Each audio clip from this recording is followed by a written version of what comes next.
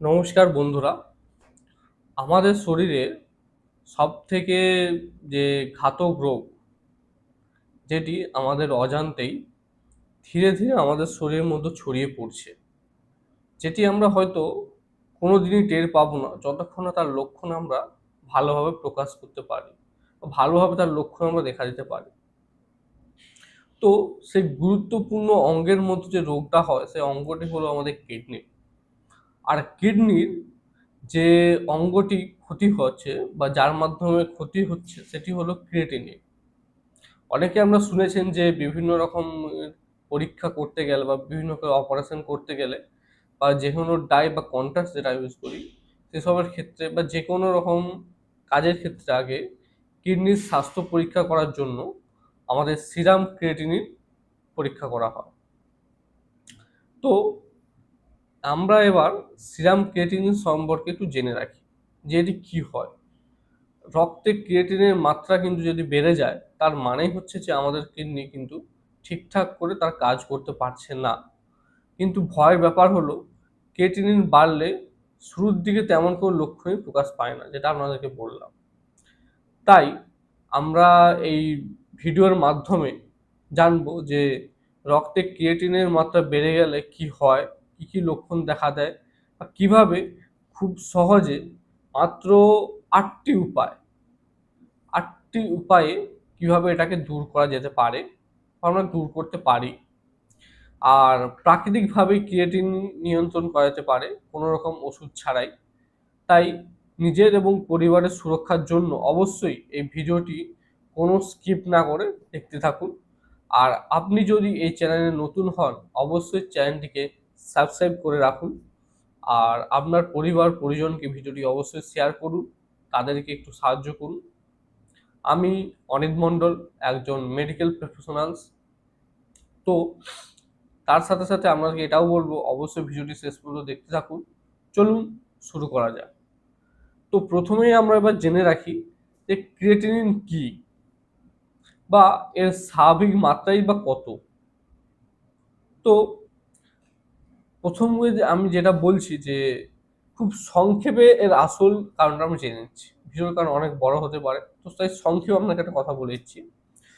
আমাদের পেশি বা মাসেল যখন কন্ট্রাক্ট বা কাজ করে তখন কি হয়, আমাদের শরীরের মধ্যে যে বজ্র পদার্থ উৎপন্ন হয় সেই বজ্র পদার্থ যখন কিডনি শরীর থেকে ছেঁকে বার করে সেই বজ্র পদার্থকেই বলা হয় ক্রিয়েটিনিন। সুস্থ কিডনি এই ক্রিয়েটিনটাকে খুব সহজেই শরীর থেকে আলাদা করতে ছেঁকে বের করতে পারে, আর সেটা মূত্রের মাধ্যমে শরীর থেকে বাইরে বের করে। কিন্তু যারা প্রাপ্তবয়স্ক তাদের ক্ষেত্রে এই বা পুরুষ যাদের বলা হচ্ছে যাদের ক্ষেত্রে এই মাত্রা যেটা সেটা 0.6 থেকে 1.2 millilitre per decilitre, milligram per decilitre. আর যারা মহিলা তাদের ক্ষেত্রে 0.6 থেকে 1.1 ডেসিলিটার এই পার মিলিগ্রাম ডেসিলিটার। তো এটা হচ্ছে আমাদের নর্মাল মাত্রা। এবার অনেকে বলেন যে ক্রিয়েটিন যদি বেড়ে যায় তার লক্ষণগুলি আমরা কিভাবে বুঝবো। অবশ্যই তার লক্ষণ আমরা বুঝতে পারবেন এবং তার লক্ষণগুলো বুঝে আপনি কিভাবে নিরাময় করবেন সেটি আমি আপনাকে বলে দিই। এবার ক্রিয়েটিন যে লক্ষণ কি বুঝবেন, আমাদের প্রস্রাবের পরিবর্তন কিরকম হয়,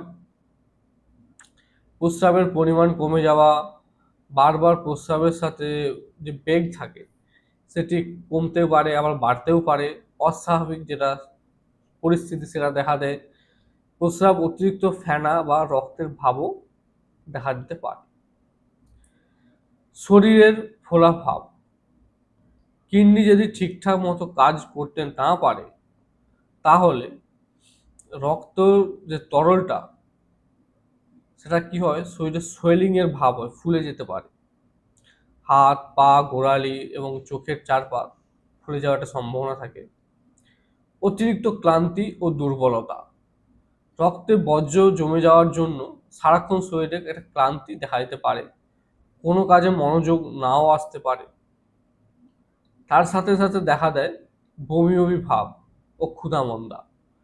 ক্রিয়েটিন বাড়লে শরীরে খাবারের অরুচি দেখা দেয়, প্রায় সময়ই আপনার বমি বমি ভাব বা বমিও হতে পারে।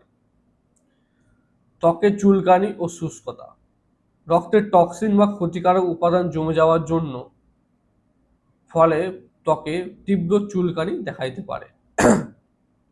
তার সাথে সাথে শ্বাসকষ্ট, শরীরের অতিরিক্ত তরল জমে যাওয়ার জন্য আমাদের ফুসফুসের দুপাশে কিন্তু একটা চাপের সৃষ্টি হয়, মানে ফুসফুসটাকে কম্প্রেস করতে হয়। এই জন্য অল্পতেই কিন্তু আপনি দৌড়ঝাঁপ করলে আপনার শ্বাসকষ্ট শুরু হতে পারে। তার সাথে সাথে আমরা কি করবেন, যে এই লক্ষণগুলি যে আমাদের দেখা দিচ্ছে, এটা একটা বা দুটো লক্ষণ, অনেকগুলি লক্ষণ আপনাদেরকে বললাম। এই লক্ষণগুলি দেখা দিলে অবশ্যই একবার আপনি যে কোনো পলিক্লিনিকে গিয়ে বা ক্লিনিকে গিয়ে আপনি বা হসপিটালে গিয়ে আপনি সিরাম ক্রিয়েটিন যেটা টেস্ট হয়, অবশ্যই স্ক্রিনে দেখতে পাচ্ছেন নামটা, এই নামটা বলে একটা টেস্ট করিয়ে নেবেন। তাহলে আমরা কিডনির সমস্ত ফাংশনগুলো আপনারা দেখতে পারবেন। বা একটা টেস্ট হয় কেএফটি বলে, কিডনি ফাংশন টেস্ট, সেটা আপনি করে নিতে পারেন। তাহলে সেগুলো এর মধ্যেই পড়ে, তো সেগুলোর মাধ্যমে আপনি জেনে নিতে পারেন। তো এবার আপনাদেরকে বলছি যে ক্রিয়েটিনিন কমানোর যে 8টি উপায়, সে 8টি উপায় কি কি। তো এখন আমাদের মধ্যে যে সবচেয়ে গুরুত্বপূর্ণ অংশ এটি, যদি আমরা ক্রিয়েটিন বর্ডার লাইনে থাকে বা ক্রিয়েটিন একবারে মাত্রা লিমিটের বাইরে চলে যায়, আপনি এই 8টি উপায় মেনে চলুন, অবশ্যই আপনার স্বাস্থ্যের পক্ষে কিছুটা পরিবর্তন আপনি অবশ্যই দেখতে পারবেন। তো প্রথম পয়েন্ট যেটা, প্রোটিন জাতীয় খাবার নিয়ন্ত্রণ করুন। যেমন অতিরিক্ত মাছ ডিম সাময়িকভাবে বন্ধ করতে হবে।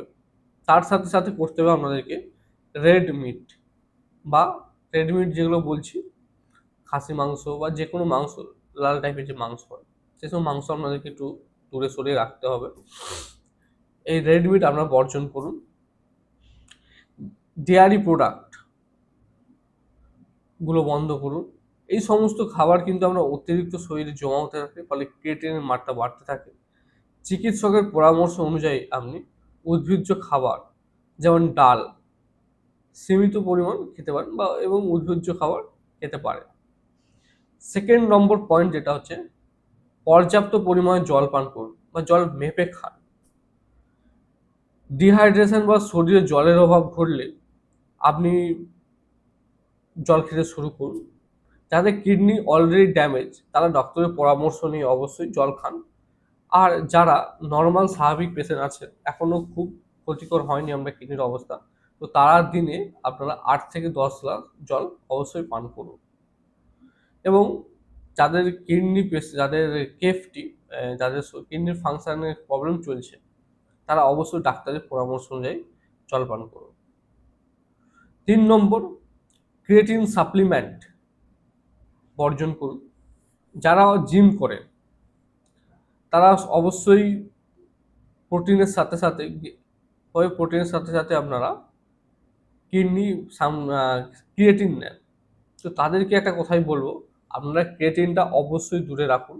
কারণ ক্রিয়েটিন আপনার শরীরে নিলে শরীরে অতিরিক্ত জল ধারণ করে এবং সেই জলটাকে আপনার কিডনি ওটা পরিষ্কার করতে ইউরিনের মাধ্যমে পাস করে, কিন্তু তখন আপনার শরীরে সমস্যা হলে কিডনির, তখন আপনার সেই অতিরিক্ত পরিমাণ জলটা পরিষ্কার করতে পারবেন না। ফলে কি হয়, শরীরে একটা কিডনির উপর চাপ সৃষ্টি হতে পারে। তাই যারা কিডনির সমস্যা আছে, এইসব পেশেন্টগুলো অবশ্যই জলের পরিমাণ কম করুন এবং জল মেপে খান। তার সাথে সাথে ক্রিয়েটিন নেওয়া অবশ্যই বন্ধ রাখুন। যা করবেন অবশ্যই ডক্টরের পরামর্শ নিয়ে। খাবারে লবণের পরিমাণ কমান। অতিরিক্ত লবণ বা সোডিয়াম কি করে, আমাদের রক্তচাপ বাড়িয়ে দেয়, যা সরাসরি কিডনির ফিল্টারিং সিস্টেম ক্ষতি হয়। রান্নায় লবণের ব্যবহার কমান এবং কাঁচা লবণ, চিপস, চানাচুর বা প্রসেসিং ফুড, এই সমস্ত খাবারগুলি একদম খাবেন না। 5 নম্বর পয়েন্ট, হাই ফাইবারযুক্ত বা আঁশযুক্ত খাবার খান। আপনার খাদ্য তালিকায় ওটস, শাকসবজি, ফলমূল, গোটা শস্য, এই সমস্ত খাবার রাখুন। তবে গবেষণায় দেখা গেছে ফাইবারযুক্ত খাবার খেলে আপনার শরীরে ক্রিয়েটিনের সমস্যা দূর হতে সাহায্য করে। 6 নম্বর যেটি পয়েন্ট, ভেষজ চা পান করতে পারেন, যেমন ক্যামোমাইল চা বা ডান্ডেলিয়ান রুট চা যেটি আছে, এই দুটি চা অবশ্যই আপনারা পান করতে পারেন। এটি প্রাকৃতিক ডাইইউরেটিক হিসাবে কাজ করে। এটি প্রস্রাবের পরিমাণ বাড়িয়ে দেয়, শরীরে অতিরিক্ত ক্রিয়েটিন বের করতে সাহায্য করে। তবে এটি অবশ্যই খাওয়ার আগে ডাক্তারের পরামর্শ করে নিন। ব্যথানাশক ওষুধ বা পেনকিলার এড়িয়ে চলুন। 7 নম্বর পয়েন্ট যেটা আমাদের, আমরা অনেকেই মাথা ব্যথা বা শরীরের ব্যথা হলে বা গায়ে ব্যথা হলে, যেমন আইবোপ্রুফেন, ডাইক্লোফেনাক, এই সমস্ত মেডিসিন আপনারা নেন। তো এগুলি কিন্তু কিডনির ইনডাইরেক্ট ভাবে বা ডাইরেক্ট ভাবে ক্ষতি করে। এগুলি ক্রিয়েটিনের মাত্রা কিন্তু আমরা খুব বাড়িয়ে তুলতে সাহায্য করে। তো কি হয়, আমরা কিডনি ক্ষতিকর হতে পারে। তাই এই সমস্ত ওষুধ খাওয়ার আগে অবশ্যই ডাক্তারের পরামর্শ করে নিন। কোনো ডাক্তারের পরামর্শ ছাড়া পেন কিলার খাবেন না। 8 নম্বর বা লাস্ট পয়েন্ট, সেটা ডায়াবেটিক পেশেন্ট বা উচ্চ রক্তচাপ নিয়ন্ত্রণ রাখুন। কিডনি নষ্ট হওয়ার প্রধান দুটি কারণ হলো ডায়াবেটিক পেশেন্ট বা হাই ব্লাড প্রেশার যাদের আছে। ক্রিয়েটিন কমাতে হলে নিয়মিত ওষুধ, ডায়েট এবং ব্যায়ামের মাধ্যমে ব্লাড প্রেশারটাকে নর্মাল রাখুন, 120/80 রাখুন। আর সুগার লেভেল অবশ্যই নিয়ন্ত্রণ রাখতে হবে। তো একটাই লাস্ট কথা বলবো, যে সতর্ক আমরা যে বার্তা একটা দিয়ে গেলাম, বা চিকিৎসক পরামর্শ অনুযায়ী একটা কথা আপনাদেরকে বলে যাচ্ছি, যে একটা বিষয় আমাদের পরিষ্কার করে জেনে রাখা দরকার, এই উপায়গুলি কোনো অলৌকিক জাদু নয়। যদি কারো কিডনি গুরুতর ক্ষতিগ্রস্ত হতে থাকে, তবে তারা শুধু ডায়েট দিয়ে ক্রিয়েটিন কমানো সম্ভব না। তবে সেক্ষেত্রে একজন নেফ্রোলজিস্ট বা কিডনি বিশেষজ্ঞের ডক্টরের সাথে আমরা পরামর্শ নিই। তার সাথে সাথে এই ঘরোয়া উপায়গুলি আপনারা কাজে লাগান, ডাক্তারের পরামর্শ নিয়ে। তো তবেই আমাদের জীবন আরও সুন্দর এবং সুস্থ হয়ে উঠবে। যারা যারা এই চ্যানেলে নতুন, অবশ্যই চ্যানেলটিকে সাবস্ক্রাইব করে যান, এবং যারা পুরনো আমার ভিডিওটি রেগুলার দেখেন, তারা অবশ্যই চ্যানেলটিকে সাবস্ক্রাইব, অবশ্যই কমেন্ট করুন এবং লাইক করুন, শেয়ার করুন একে অপরকে, যাদের এই সমস্ত কিডনির সমস্যা দেখা দিচ্ছে। কমেন্ট করুন আপনার কিডনির অবস্থা কেমন, বা আপনার সিরাম ক্রিয়েটিন কবে টেস্ট করেছিলেন, বা কেমন আপনার কিডনির অবস্থা আছে, অবশ্যই কমেন্ট করে আমাকে জানান। ভিডিওটি ভালো লাগলে অবশ্যই লাইক করুন, শেয়ার করুন। যারা নতুন অবশ্যই সাবস্ক্রাইব করে রাখুন। দেখা হচ্ছে নেক্সট ভিডিওতে। ধন্যবাদ।